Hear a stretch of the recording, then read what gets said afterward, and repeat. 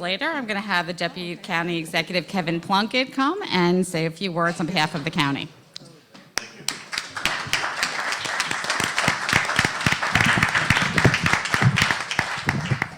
Thank you, Danny, very much.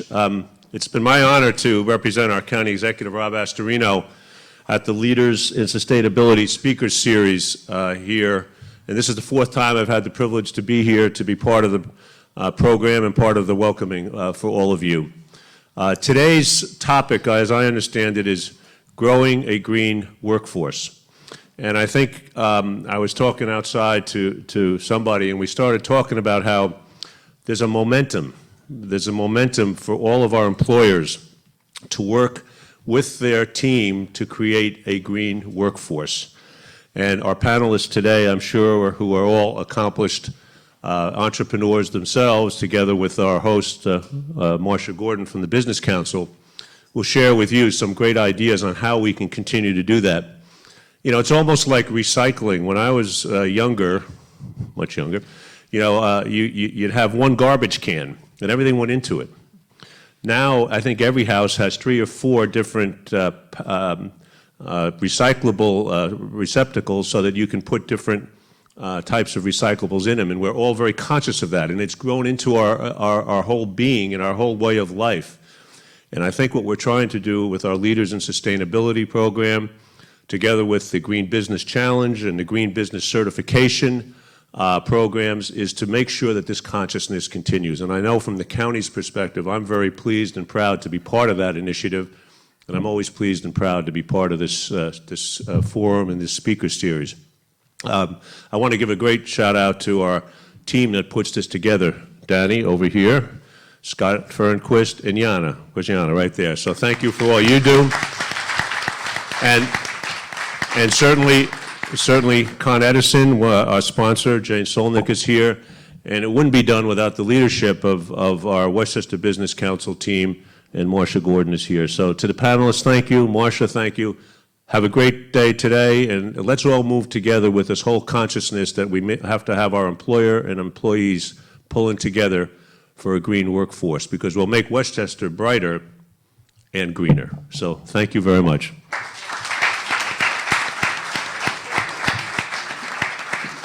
Marcia, I know you're on the panel. You want to say a quick welcome? I'll say a quick welcome. Yeah. We have you on the calendar for a quick welcome. So. Happy to do that. You know, it's always great to see, to be at the Green Business Challenge programs and the Green Business programs, because we see different businesses. And, you know, Kevin and Danny and I, we all go to a lot of different events, and sometimes you think they're the same 300 people doing everything in Westchester County and the Hudson Valley. But what we see here is that it's not the same people, it's different people. And there's a diversity of industries that have all come together around this green business. And I think that makes our economy, our culture, what we're doing, what we're all trying to accomplish in Westchester and the Hudson Valley, even more relevant. So that's the reason that the Business Council of Westchester really is so proud of being the home for this program. Danny and Scott and Yana, your leadership is incredible. The partnership with Westchester County is very special. You know, people talk about a public-private partnership. This is it. And it's it because it's based on a great working relationship, on trust. It's not about egos, and it's about just working together to do something good. And we couldn't do it without Con Edison and our other sponsors. So thank you all. I'm going to now go back to my panel role. And thank you, Danny. Thank you, Marcia. So Jane, I'd like to invite up Jane Solnick of Con Edison, our platinum level sponsor since the very beginning of this program, and an amazing partner. Thank you, Danny. Oh, my goodness, this was done for Kevin. Okay. As Marcia pointed out, first of all, I'm delighted to be here to represent Con Edison. But as Marcia pointed out, we do a lot of things in the county, and we see different groups. And I like to take this opportunity because people say, well, what does Con Edison have to do with this? They want to sell electricity anyway. They don't want to be conservative. But that, in fact, is not true. We have been involved with this program. It is a great public-private partnership between Westchester County, the Business Council, and Con Edison, and the other members that have participated. And the reason being for us is we want to drive conservation and energy efficiency. In fact, we have a group of people outside who are more than happy to talk to you about the programs we have. There's a number of people in the audience who have taken advantage of those programs, but we want to get the message out more so. You don't want us to build more infrastructure in your backyard or anybody else's backyard. That's always an issue with people. But the demands for power have increased, as we all know. You know, everybody's got their gadgets and everything, and we've gotten very used to the lights being on. You know, back in the day, people would deal with brownouts and stuff, but it has much more of an impact on us. So we encourage everybody to take steps to be energy efficiency. We want you to keep your bills down, and we don't want to build, we're going to keep our infrastructure in good working condition, but we don't want to have to add just because we're all gobbling up too much power. And the other thing that I want to point out is that we are in great partnership with Westchester Community College, as it was mentioned here, because Westchester Community College, also a program that Con Edison does with them, is what we call a STEM program: science, technology, engineering, and management. And the reason being is because, you know what, we work here and live here as Con Edison employees, and so we want to build up the workforce who can ultimately, hopefully, be employees for us. So thank you for being here, and please stop by and see all of our people out at the energy efficiency table. They'd love to tell you about our programs. Thanks, Jane. Okay, so I don't think I said this before. I'm Dana Glazer, on behalf of my colleagues Scott Fernquist and Yana Petrakova, and our partners and home, the Business Council of Westchester and Westchester County Government. We are so happy to welcome all of you here this morning, talking about the green workforce, and it really is a force here in Westchester County, and we are so excited about that, to be part of that. We are very grateful to Westchester Community College for hosting this event. This is the fourth in the series at this LEED Gold Gateway Center. Can you go to the sponsor slide, please? Oh. So just here, I figured that out. So the program began in 2009 as the Westchester Green Business Challenge, and we've had over 300 companies take the challenge over the years. There's an online scorecard. We've been hosting educational events like this since 2009. We have an annual recognition event and awards ceremony. We're having our 6th annual, and we give out awards, and it's the most amazing evening. It's on June 8th, so if you'd like to sign up, please let me know. And then in January 2014, you know, we were like toying with the idea, with like, you know what, we think companies want to go to the next step. And like, would anybody care about being Westchester Green Business Certified? Well, let's test the waters. And they do. So we have 60 companies, we have 60 companies now that are in the program going for certification, 20 of which have achieved certification, so we're very proud of that. And it's a rigorous program, so anyone who's in it knows that it's a little challenging. So happy to announce our sponsors: Con Edison, our platinum sponsor, as I mentioned. Jane, the support is incredible. We have 2 gold sponsors, and both are here today. Westchester Community Foundation, we are so grateful for your support. And Agera Energy became a gold sponsor a few weeks ago, and Sarah is on our panel, and it's just so exciting, and we really appreciate it. A silver sponsor for several years is Rexon. And we love our bronze sponsors: Allied Converters, Atlantic Westchester, the Blue Book Network, C.W. Brown, Renee's here today, Diamond Properties, New York Presbyterian, and Regeneron. Sam is here today from Regeneron. So these are the organizations that have achieved certification as of today. And it's really cool because we've gone to all of their campuses. We actually have a couple of more to do, and we celebrate. We have these certification celebrations at their office or place of business, and it's really, really wonderful. We're very proud of them. So I'm going to give you a moment. Here's the first half, but we have 60 incredibly diverse organizations that are in the program. They're all working really hard, and they're doing just amazing things, and we help them. We speak to them on the phone. We'll go into their place of business, and you'll learn today that we're going to help them on a whole other level. I'll give you a second to look at the second one. We've had a lot of new signups lately. Got us to 60. We're like, yay! It seems like a really nice number.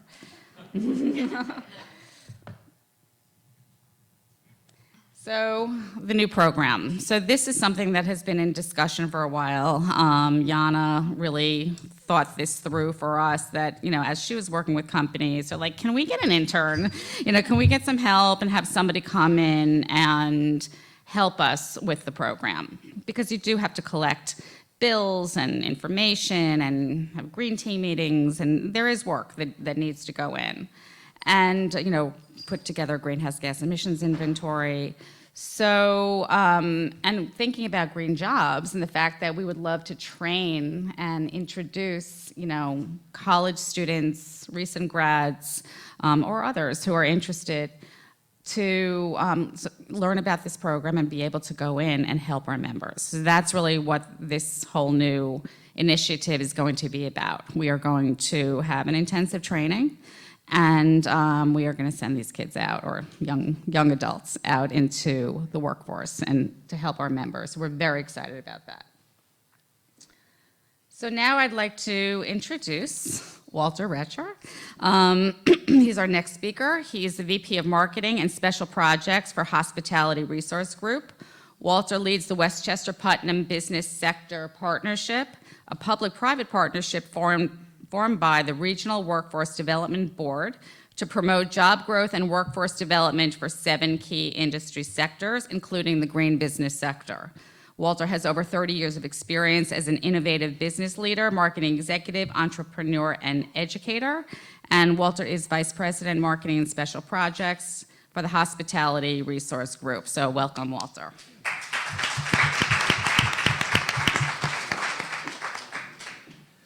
Good morning. I wanted to just spend a couple of minutes this morning, 20 to 30 minutes, Scott, is that right? Or 2 to 3? I got the zeros messed up a little bit. Welcome, everybody. And I have been a passionate supporter of green as long as I can remember. I worked for MCI back in the 90s when we were on King Street, and we developed a national telecommuting program as a major initiative to cut greenhouse gases and make companies a little more efficient. But what we're doing now, I think, is really exciting in looking at this whole idea of business sector partnerships, which Marcia mentioned. The way things are getting done in Westchester, which is really encouraging, is that public-private partnerships really work when you have the right people involved for the right reasons, and they're motivated. So what we're working on now is something called Career Pathways, which Scott and Danny and I are starting to talk about. I want to introduce her briefly, O.J. Iser. She works for the Westchester Putnam Workforce Development Board. And it's pretty unique in that for the first time we're bringing together businesses, local government, and education partners to look at how do we develop a workforce who are aware of what the career paths are. As you talk to young people, and you hear it all the time, millennials and Generation X, Y, Z, and whatever else is coming next. And the good news is they're much more aware of their environment, and they're passionate about it. It's really exciting. That's the good news.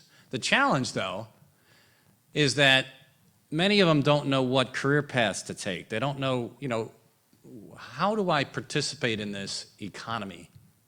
Is there a college program or is there a business where I can intern, where I can get exposed to some of these things and do well by doing good? So in and of itself, that sounds like a reasonable career path, but many of them aren't aware, can I go work for a C.W. Brown and do something, in construction, but at the same time be green-oriented. Or on the other level or extreme, in a good sense, you know, Solar City's got a major business, of course, here, and, you know, solar panels are going up everywhere. You know, how do I feel about getting up on a roof? Or can I look at marketing or sponsorship or other types of businesses where I can participate? So what we're looking to do in the business sector partnership is to bring more employers together and look at what their career paths actually look like, develop and design that, and then take that back out to the educators and say, all right, here's the kind of programs that are in demand. And the good news is you'll increase enrollment and you'll start preparing people to enter the workforce in meaningful ways, and we'll keep the brain drain from happening where people are educated in this great community and our colleges and then go to the North Carolinas or the Sun Belt somewhere else. And there's a lot of opportunity right here. But it's on us to put together that strategy to make that work. So you'll be hearing more from us going forward in how we can develop and strategize that and sit down and look at, you know, where those opportunities may be, get some good young people to work in that environment, and we think we could do some really great and exciting things. So we're pretty excited about it, as you can see. But thank you very much for your time this morning. We talk more with you going forward, and you know, appreciate the efforts. Thank you.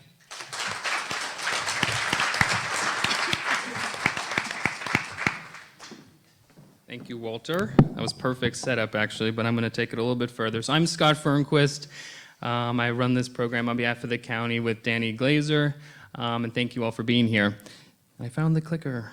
Okay. So I thought I would start the discussion with the question, you know, what is a green job? What do you think of, you know, when you hear the term green job? Do you think of, as Walter alluded to, PV, solar installers, you know, someone who works in a wind farm, a farmer, maybe an organic farmer or a agricultural inspector, someone who works in biofuels, a conservationist, a purchaser for a farm. Maybe you think of an environmental planner or an engineer or a scientist. We actually have a great cluster of engineering firms actually in Westchester that focus on remediation environmental issues. Do you think of architects or energy efficient building inspectors, boiler makers, carpenters, energy auditors, heating, air conditioning, and refrigeration mechanics and installers, plumbers? These are certainly all green jobs. But it's much more than that, as you know, Walter and others have alluded to this morning. And I just want to go over a couple things before we start talking about green jobs. You know, what do others think a green job is? So let's look at the New York State definition. A green employee is a worker primarily engaged in producing green products or services, such as photovoltaic installer, an installation worker, or a wind turbine assembler. So they have a very narrow definition. A green employer is an employer engaged in a targeted green economic activity, such as retrofitting buildings or generating power from wind energy. This is actually taken from a 2009 New York State green job study, which is the last time in New York State that really green jobs have been looked at in the aggregate, and they've actually tried to measure green jobs. So while green touches really every sector of the economy, this study really only focused on agriculture, conservation, education, energy, transportation, and a few other areas of activity. So they looked at it, and they looked specifically at these clusters, and they found that out of all construction jobs, for example, which there's about 240,000, they found that 34% of those jobs are actually green by nature. Building services, professional services, and component manufacturing had the smallest percentage of green jobs. But again, this was a very narrow study, and it didn't really capture the total and depth of green jobs in the New York State economy. The federal government did something similar, and their definition is a little bit better in that it opens the door to other types of jobs that would really truly be green. So they actually said that green jobs are jobs in businesses that produce goods or provide services that benefit the environment or conserve natural resources. So that's obviously that's a much broader definition. And they also classified green jobs as jobs in which the worker's duties regardless of industry, involve making their establishment's production processes more environmentally friendly. So this is definitely a more inclusive definition. And they found back in 2011, and these are the most recent stats, unfortunately, and I'll get to that in a second. They found that 3.1 million people in the United States are employed in the production of goods and services that benefit the environment. This represents 2.3% of private sector jobs, and interestingly enough, a greater percentage of public sector jobs. They found that construction had the largest employment rate increase from 7 to 8.9%, and that manufacturing actually had the most green jobs, unlike the New York study, which found manufacturing to be one of the lowest producers of green jobs. They found that manufacturing was the highest. So, I don't know if you remember, but back in 2013, we had something called sequestration. And budget times were really difficult. Unfortunately, a lot of cuts had to be made to the federal budget. So back in 2013, President Obama actually ordered an across-the-board cutting of the essentially all products within the Bureau of Labor and Statistics that measured green jobs. So the reason we don't have any current up-to-date federal statistics, unfortunately, is because of budgetary issues at the federal level. So it's quite interesting that the most recent statistics on green jobs in this country are over 5 years old. So the data at a federal level, unfortunately, and I was looking for it as part of this presentation, doesn't really exist. So unfortunately, these statistics are old, incomplete, and really based on kind of data definitions based on what we thought green jobs were back in 2011. And these things are constantly changing, and we're going to be talking about that today with our panel, and I will get to that shortly, don't worry. So our definition at the Westchester Green Business Program, we have a very inclusive definition of what a green job is and can look like in today's economy. We believe, and we see it in our day-to-day work, green jobs being found and created in organizations across all industry sectors that have committed to integrating sustainability into their operations. So here's a list of some of the sectors basically represented in our program today. So the encouraging thing, the good news, is that the demand for green employers, as well as employees, has really never been higher. So in summary, what we're trying to do through the Green Business Program and what's core to our mission, and actually part of the reason why NYSERDA awarded us a grant to expand our program, is we are very dedicated to fueling the demand for green jobs, green products, and green services by helping organizations in any industry become more environmentally responsible. So we feel that we are building the internal capacity within organizations, increasing skill levels, to create green jobs and expertise within an organization to address environmental concerns. And we feel that we're also enhancing an organization's level of competitiveness, efficiency, also helping the bottom line. And hopefully, in turn, they can reinvest that money in people, technologies to become an even greener organization. And what we're talking today is all about green workforce. So we feel that we are hopefully helping move that discussion further and build the skills that are necessary for the jobs of today as well as tomorrow. So I'm very happy to introduce the panelists who have been so patiently sitting on this stage. And I'd like to start by introducing, who really doesn't need much of an introduction, but I'm going to introduce her anyway, Dr. Marcia Gordon. I feel like we've done this. So let's start with Dr. Marcia Gordon. As the leader of the county's largest and most influential business organization, Dr. Marcia Gordon brings more than 25 years of community, commerce, and leadership experience to the Business Council of Westchester. She is a sought-after speaker, panelist, and media expert, and widely considered to be the authority on the business climate in Westchester County, and is regularly the go-to person on legislative and regulatory issues throughout the Hudson Valley. Top-level business, community, and political leaders throughout the county and New York State count on Marcia's political Marcia's counsel and expertise to move forward pro-business agendas in economic development, educational reform, workforce development, as well as legislative initiatives and business growth. Most important, at every opportunity, she is regarded as the most effective connector of businesses of all sizes and community-based organizations, embracing the diversity of the business community the BCW represents. Marcia has a BA from Brooklyn College, an MBA from Marist College, and a doctorate in business administration from Pace University. She has a daughter, Bonnie, and lives in Greenburgh with her husband, Eli. So welcome, Marcia.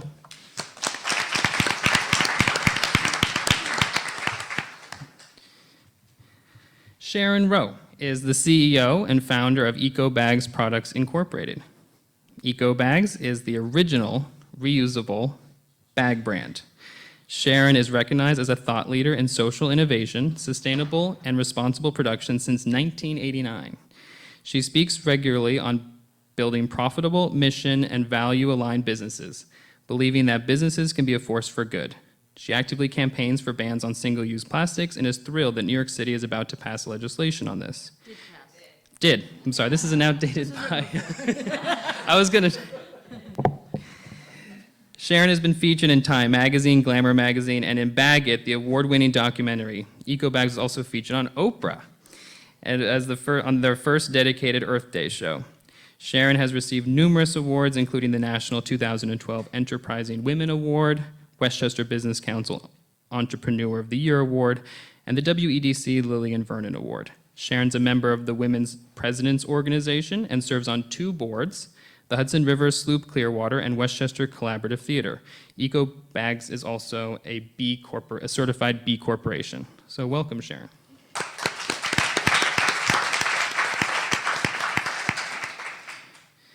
Sarah Kelly is our next panelist, and she is the Vice President of Marketing for Agera Energy. She is responsible for the development and implementation of marketing and communication strategies for the company, which include new product development, digital and print advertising, website development, lead generation, and long-term growth strategies. Sarah has held various marketing and operational positions within the energy industry for over 15 years. Most recently, she was the Sunwave Gas and Power's Director of Operations, where she established the Canadian company within several U.S. states and successfully launched their U.S. sales and operations. She holds an undergraduate and graduate degree from the University of Hartford. And while Sarah was born and raised in Westchester County, although she has lived in various states along the East Coast, Westchester, New York is where her heart is. Welcome, Sarah. So last but certainly not least is Lori Tripoli. She is the Academic Department Chair in the College of Social and Behavioral Sciences at Kaplan University, where she oversees the graduate and undergraduate environmental policy and management programs and the Master of Science in Legal Studies program. She is also a longtime writer and editor who focuses on environmental and legal issues. Lori was a founding editor of Sustainability, the journal of record, and was editor of the New York Law Journal Westchester edition. Her work has appeared in Environmental Compliance and Litigation Strategy, Leaders Product Liability Law and Strategy, Of Counsel, Inside Litigation, Career World, Women's World, the Almanac of the Federal Judiciary, and many other publications, both legal and of general interest. Lori is a former employee of the U.S. Environmental Protection Agency, and her book, Contemporary Law Office Management, was published by Aspen Wolters Kluwer in 2011. Lori earned her BA in Political Science from the George Washington University and her JD from the Georgetown University Law Center. She tweets at EnviroEditor and at Legally Lori, and she lives in North Salem. Welcome, Lori. Thank you so much. So I'm very excited about this discussion today, and I just thought we could start with sort of the big picture, and maybe each of you can also just say, I've introduced you with your bios, but in your own words, describe your organization and how you first became connected or started working on the topic of environmental sustainability and our topic today, which is really green jobs and green workforce. So who wants to start? I'll start. Okay, thanks, Marcia. So I think many people here are familiar with the Business Council of Westchester. We're a business membership organization, and our mission is really economic vitality for everyone in Westchester County. And we really focus on two levels. We're on a very strategic, broad-based level. We work very hard to make sure that we are a community that is prosperous. And so we are about prosperity for our community. And we do that by making sure that we have a positive business environment in which all of you can grow your businesses. Whether it's economic development, whether it's legislative action, whether it's workforce development, with which we're very much involved, public policy. This is really what we work on a community-based level. And then for our over 1,000 members, ranging from the big companies, Regeneron, MasterCard, IBM, to many community organizations, including healthcare and colleges, to entrepreneurial companies, to over 100 not-for-profits, and solo entrepreneurs, and small businesses. We are about really helping them develop relationships to increase their business development and be profitable. So through the Business Council of Westchester, prosperity for the community and profitability for our members go hand in hand. Thank you. What I want to say is about eco bags. We got a great intro. Thank you very much. Is that we're a niche brand and we're local. We're local with an international reach. And so what we started about 26 years ago with basically me saying, I'm tired of plastic bags, single-use bags, because I had a passion for the river and I had a passion for clean air and clean water, has turned into an international movement. And what was then is not what is now. What is now is a huge amount of opportunities and connections because you're part of a larger ecosystem of people moving in the same direction. And I started as an entrepreneur. I didn't know that until 15 years later when they came up with programs for entrepreneurs. It's like, oh, if you have an idea and you're profitable, you must be an entrepreneur. Although I don't know that that definition holds in Silicon Valley right now all the time. But anyway, the idea is that the thing is that you can take a project, a passion project, and use your skills to drive a concept that's attached to a service or a product to drive social change. That's a big thing. It's a really big thing, and it can take a really long time to take root, but there's a lot taking root right now. And I'd like to say that when I started EcoBags, and I'll tell you more about that later, it was a very barren landscape, but now it's very rich and very fertile. And with people like Danny and her team and the Business Council getting behind a lot of this, there's just, you have to decide which seed you want to plant. Thank you. Before I get into Agera Energy and what we do, I'd like to first give a round of applause to all the organizations in the audience that have completed the challenge.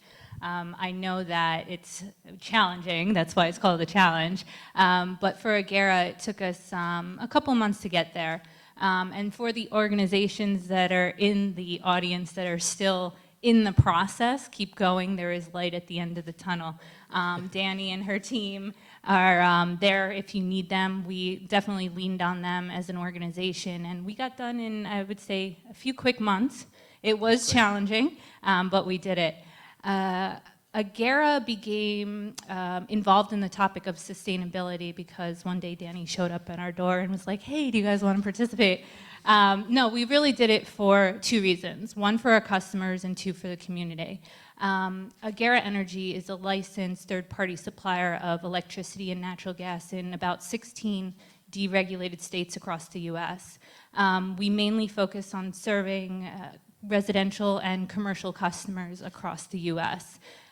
We had a need, and our customers came to us looking for a product, a green product. So back in February of this year, we launched Agera's Pure Wind product.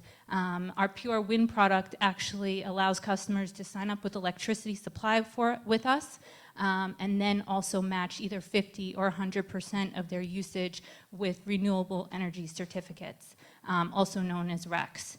And then also for the community, we are a Westchester-based company located in Briarcliff Manor, and we decided that this was the next step in becoming a green organization to be a part of sustainability. Thank you. I think, excuse me, some ways that my career has sort of mirrored what's happened historically with respect to environmental regulation and management in the last 25 to 30 years. I started working at the U.S. Environmental Protection Agency headquarters in the 1980s during the Reagan administration after doing an internship for a New York congressman. And at that time, first of all, environmental regulation was still relatively new. Most of the laws in the United States had been passed in the 70s, and then they were actually strengthened largely in the 1980s. But you were seeing sort of a lot of combat between the regulated community and the regulators, and it was sort of, you know, many different sides were claiming to wear white hats at that time. Sort of as time went on, we shifted from sort of a combative attitude where everyone was suing each other to realizing environmental regulation is here to stay. We're going to actually have to comply with it. So then in the 90s, I started working more on compliance issues. And then thanks to both environmental groups as well as sort of economic conditions, you know, the regulated community also began to realize that in addition to having cleaned up their problems and having managed their problems, that there was a lot to be gained from actually moving beyond compliance, which has sort of led us to sustainability. So I won't bore you with more about my personal career, but we'll just say a little bit about Kaplan University. I was fortunate, I started working at Kaplan as an adjunct instructor in 2004. We're online, we have about 40,000 students now, and I oversee the bachelor's and the master's environmental policy and management programs. And it's been great to see the development of that program. We started probably 5 or 6 years ago, and it's been wonderful because our students are all over the country and we're entirely online, and it offers a lot of opportunity to non-traditional students who couldn't get out to their local community college for whatever reason. Thank you, Lori. So, Marcia? Sure. I'm going to go back to you. So, I'd just like to ask you more about, you know, Westchester's brand as a place for green business, and what you're hearing from employers out there in terms of what they're looking for. Sort of, you hear a lot, I'm sure, in terms of the business climate and what's the landscape, you know, for businesses. What are they looking for in their employees, you know, in Westchester, and how does environmental sustainability, you know, play into that? Well, I think I'm going to give a different answer now than I would have a few years ago. Because a few years ago, when we started this program, we talked about, you know, branding Westchester as a place where, as a good place that's doing the right things. Right now, it's a matter of business survival, and I'll tell you why. The number one thing that I hear from my members is that their biggest business challenge is recruiting talent. It's the talent pipeline. And especially recruiting young people. Millennials seems to be the word, every other word out of our mouth. And guess what? Those young people want green workplaces. They want to work in a place that is environmentally responsible, that's doing the right thing, where they can feel comfortable every day, and that's what employees want. And the employers who don't have that, who are not about meeting the needs of recruiting new people, are not going to attract the best and the brightest, and their business just isn't going to grow. That's amazing. So I actually put together a slide to sort of back that up because I saw this becoming part of the discussion, because I actually was doing some research, and unlike the federal government and the state government, there are organizations out there that are actually measuring attitudes about green products and that sort of thing. So Nielsen actually in 2015, just last year, when the economy was really not doing so well, unemployment, especially among the younger generation, continued to be high. They did a study, and they found that actually despite low wages, and high unemployment rates, millennials are willing to spend more for products that are environmentally friendly. And in 2014, just 1 year before, the number was 55%. In just 1 year, in 2015, their number went up to 72%. So there's clear demand to not only buy these products, but to work at organizations that share these values in terms of a commitment to environmental sustainability. So I think that's where I want to go next with this discussion. And since we're talking specifically about environmentally friendly products, I guess, Sharon, can we talk about, this looks like really good news for your business as someone who sells eco bags, Yeah. which I personally love and have been using. And Thank you. um, You're hired. this bodes well for your company. So can you talk about, like, you know, you mentioned you started a business in 1989 and the landscape has really changed. This seems to be a great trend. Yeah, this you. is a trend that's been happening for 26 years. I've been in the natural product segment pre-Whole Foods for so long, and I've watched companies come up. I've watched them get purchased. You know, I see everything moving into the mainstream now, and I see the demand, and I'll just give you 2 examples from a jobs perspective. Number 1 would be my son, who just quit his job. You'd think he had the perfect job drawing cartoons for a major publisher in New York City, but he was so ground out, literally grinding, that he bought a sailboat and he outfitted it with solar panels, and he's sailing up to Martha's Vineyard, his aunt has a mooring, for the summer to do construction work because he wanted quality of life. And that's what he chose over just pushing through and grinding and trying to do that, you know, work harder more. It's not about harder more, it's more efficient and more core aligned. The next thing I'll say is I recently hired a younger worker. Most of my workers in my office are like me, local. A lot of people are local. And we did a core values exercise, and the reason to do that was to find out, are we aligned, so we could get more traction? Really a business exercise. We want to make sure we're all on the same page. And it was really revealing that we are. Everybody believes in clean air and clean water and clean practices in terms of, you know, bring your own lunch, you know, just basic practices on a day-to-day basis. And our youngest employee, who's 26, said, you know, I could have picked another place to work who would pay me way more. By the way, I am paying her a competitive salary, but not like in the financial services. She said, but I couldn't do it. I couldn't work for someone in a place where my values were challenged, where there was no value alignment. So, and she had never said that to me before. It came out of this exercise. And I took that to heart. She would, and because when I started the business too, as an entrepreneur, I actually reduced my profit margins on a lot of my core organic and recycled products in order to drive those SKUs and to drive business, knowing that later on there'd be more demand and I would make it up in demand. So it wasn't just about the profit, although you always have to be profitable as a business, and anybody who's ever heard me speak, especially the Wetsuit people, say always make profit. You need profit, otherwise you don't have a platform to stand on.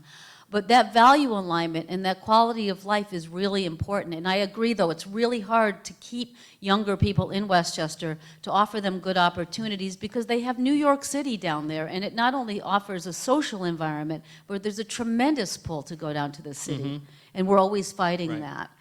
So you have to really, you have to dig into that quality of life, which I think, at least in my mind, is an overarching piece of green. It's about how you live, what you do on a daily basis, because you don't need, well, I won't get into the conversation what you need to live, but in terms of making your choices and buying more concentrated products, and I mean that in terms of durability and usage and whatever, you actually are saving. And if our money isn't going out the door to clean up the mess that some very large corporate members have created, look at the quality of life we can have, and they get that. So Sharon represents obviously a very, I don't want to call you traditional, but traditionally green company. In other words, your company would always have been labeled green. So I want to talk now to Sarah. And you were speaking about employees that share values, and I want to bring up this amazing slide we have of your green team, which we love, because you all look wonderful next to that tree. And I just want to talk about, because Agera Energy, it's an energy company. You do now offer a green product, which is wonderful, but I wouldn't call you a traditional, green company in a lot of ways, but you've managed to incorporate sustainability into job functions across the organization, which I think is a great case study just for us to hear a little bit more about. So I'm showing your green team here, and this doesn't just happen. So can you tell us a little bit about how this started and how you ended up Sure. doing this? Thank you. It actually all started as a part of the Westchester Green Business Challenge, which was, it was beneficial for us as an organization all around. Like I said earlier, we now have a green product, Agera Pure Wind, but now we've also incorporated sustainability into our jobs, starting with our job descriptions for new employees. We've also incorporated an environmental policy into our employee handbook. So whenever a new employee starts, not only is environmental sustainability in our job descriptions, but they're also signing off on it as a part of their employee onboarding process. When we implemented this, this was obviously new for the rest of our employees within the organization. So what we did was we built on our communications, our corporate communications, and started just literally telling everybody everything that we've been doing as part of the green team. We created what we called an Agera Green Team seal, and we started sticking that everywhere, from every individual recycle bin under everybody's desk into the conference rooms, everything. So we really took this challenge and just basically took it into our organization, made it our own, and got everybody involved, from the green team to our leadership team, all the way down to our receptionists at the front desk. So it was fun. Yeah, and that's really been key to a lot of companies' success in our program. And I actually have your environmental policy up on the screen because, and what I like to highlight is the fact that these 2 paragraphs, it starts with all employees, and all employees will strive to continually improve our environmental performance. So by not making it one person's job, a lot of organizations these days, especially larger ones, it's popular to have a director of sustainability or someone who really spearheads these efforts. But we've found organizations to be the most successful when they disperse the responsibilities and they really have a team effort. So we're all about the green team, and that's why it just makes us so happy to see these really what we just put on paper, in the real world and actually making a difference in your organization. So we're just delighted to hear about that. But and I believe you also incorporated into your HR training materials as well, didn't you do? Absolutely. It's part of our onboarding process. This way, every new hire that we have, whether it's someone in Texas, someone in Illinois, across the 16 states that we are licensed in, everyone knows what our mission is, what our vision is with sustainability. And it's really important to us to keep that message going strong. So letting everybody know at the onset of employment what we are and who we stand for is really important to us. So those changes, those changes started here in Westchester. Absolutely. That's so exciting. Yes. All right, great. So I'm going to kind of skip around. I had some questions, but Lori, I want to talk to you now just because I would really like to hear your perspective just from the academic side of things. And we've heard now from a couple private businesses and Marcia who kind of gave us the overview. Can you tell us, what are you hearing from students out there? You work with students, you run these programs for Kaplan University. How do they view careers or, in the green economy? What are you training students to do? What? All good questions. So the thing that we hear from students is the perennial problem that we've heard from students since the beginning of time, which is that employers want to hire people with experience. How do I get experience if I haven't worked for an environmental employer? And the other thing I hear that employers want, of course, nowadays especially, are people who can do things. They don't want people who can just think things, who are book smart but not world-wise, and our students are very much educated in developing solutions to real-world problems within real-world constraints. Many of us went to a school at a time, when there's more of an ivory tower within the university. There was very much a separation between dedicated career educators and what was happening in the business community. Unfortunately, I think we've done a good job at Kaplan in bringing that together, in that the instructors that are teaching students are people who are working out in the field in various capacities.